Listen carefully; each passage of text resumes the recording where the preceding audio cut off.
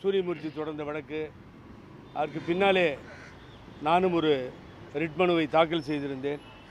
தேர்தல் ஆணையம் விசாரிக்கக்கூடாது என்ன டெக்னிக்கல் பாயிண்ட்ஸில் தான் அந்த ஸ்டே கொடுக்கப்பட்டது. அதாவது என்னாச்சுன்னு கேட்டிங்கன்னா, 2 பேரை தானே விசாரிக்க சொன்னோம், நீங்கள் ஏன் மற்றவங்களெலாம் கூப்பிட்டீங்கன்னு அதை மெயினாக காரணமாக காமிச்சு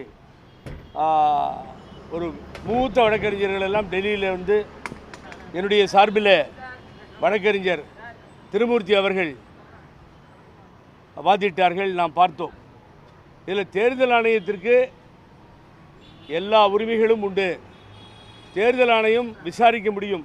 ரெப்ரசன்டேஷன் ஆஃப் பீப்புள் ஆக்ட், அதில் தேர்தல் ஆணையம் முடிவெடுக்கலாம், விசாரிக்கலாம். 15ல் இரட்டை இலையை ஒதுக்க வேண்டிய அதிகாரம் அவர்களுக்கு தான் இருக்கிறது என்பது தான் எங்களது வாதமாக இருந்தது. மிக்க மகிழ்ச்சியான தருணமாக பார்க்கிறேன், மிக்க மகிழ்ச்சி அடைகிறேன். இப்பொழுது நீதிபதி அவர்கள் மிக அருமையான ஒரு தீர்ப்பை இங்கே உயர்நீதிமன்றத்தில், சென்னை உயர்நீதிமன்றத்தில் கொடுத்திருக்கிறார்கள். தடையாணை நீக்கப்பட்டு விட்டது, இனி தடை இல்லை என்கின்ற தீர்ப்பு காலையிலே வழங்கப்பட்டது. முதல் வழக்காக எனது வழக்கு இருந்தது, தொடர்ந்து அனைவர் வழக்கும் இருந்தது. ஆகவே அத்தனை வழக்கிலும் அந்த தீர்ப்பு வழங்கப்பட்டு விட்டது, எனக்கு வழங்கப்பட்ட தீர்ப்பு. ஆகவே இனி தேர்தல் ஆணையம் முடிவு செய்யும் என்ன செய்ய வேண்டும் என்று சொல்லி. ஆகவே பொதுச் செயலாளர் என்ற பதவியை பயன்படுத்தக்கூடாது, கட்சி பெயரை பயன்படுத்தக்கூடாது. இதெல்லாம் சிவில் டிஸ்பியூட் கேஸ் பெண்டிங் இருக்கின்ற வரையில் பழனிசாமிக்கு எந்த அதிகாரமும் இல்லை. இதை ஊரையும் உலகத்தையும் பிரஸையும் ஏமாற்ற வேண்டாம் என்பதுதான் தொடர்ந்து நான் அளித்த representation before the election commission of India. அதை தான் வாதமாக வைத்தோம். இன்றைய தினம் நீதிபதி ஒரு நீதி கிடைத்திருக்கிறது, மிகவும் மகிழ்ச்சியாக இருக்கிறது இது எங்களுக்கு இந்த நேரத்தில். ஆகவே இனி இங்கே பிரச்சனை இல்லை, தேர்தல் ஆணையம் விசாரிக்கும். நாங்கள் தேர்தல் ஆணையத்தை நோக்கி செல்வோம். என்னை பொறுத்தவரை புரட்சித் தலைவர் எம்ஜிஆர் அவர்கள் கொடுத்த இரட்டை இலையை முடக்க வேண்டும் என்பது அல்ல, பழனிசாமி என்கின்ற தீய சக்தியிடம் அது இருக்கக்கூடாது என்பதுதான் எனது நோக்கம். நேற்றைய தினம் நீங்கள் பார்த்தீங்கன்னா தூக்கமே இல்லை அதை பார்த்ததிலிருந்து எனக்கு. ஏன்னா அந்த தாய் உயிரிழந்தார்கள். அவர்கள் உயிரிழந்த பின்னால் 4 வருடம் ஆட்சிக்கு அவர்கள்தான் காரணமானார்கள். அவர்கள் மறைவு என்ற ஒன்று இல்லாமல் போயிருந்தால் பழனிசாமி முதலமைச்சராக இருக்க முடியாது. அந்த பிச்சையையும் அம்மா தான் போட்டார்கள். அந்த தாய் தான் 3.72 கோடியை பணத்தை அங்கே ஒதுக்கினார்கள். நேற்றைய பிரச்சனை உங்களுக்கு தெரியும். அம்மா படமும் தலைவர் படமும் இல்லாமல் அத்திக்கடவு அவிநாசி திட்டத்திற்கு செல்கிறார் அவர், கவலையே படவில்லை. இந்த விவசாயிகள் நோட்டீஸ் கொடுத்தோம், இன்விடேஷன் கொடுத்தோம், அதில் அம்மா படம் கிடையாது. அதை சில பேர் நியாயமாக பேசிகிட்டு இருக்காங்க.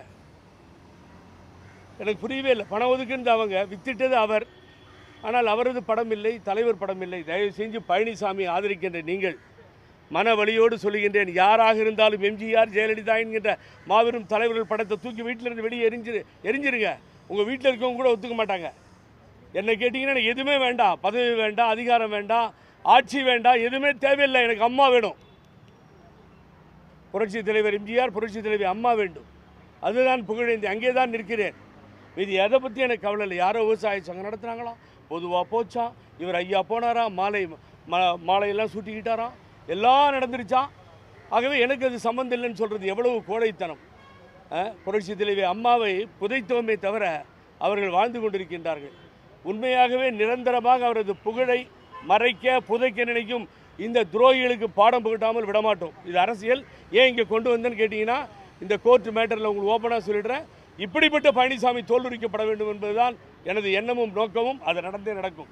எந்த விலை கொடுத்து வாங்க முடியாது பழனிசாமி. வீவில் கடைசி வரை நான் பார்ப்பேன், நாங்கள் பார்ப்போம், பார்த்துக் கொள்கிறோம்.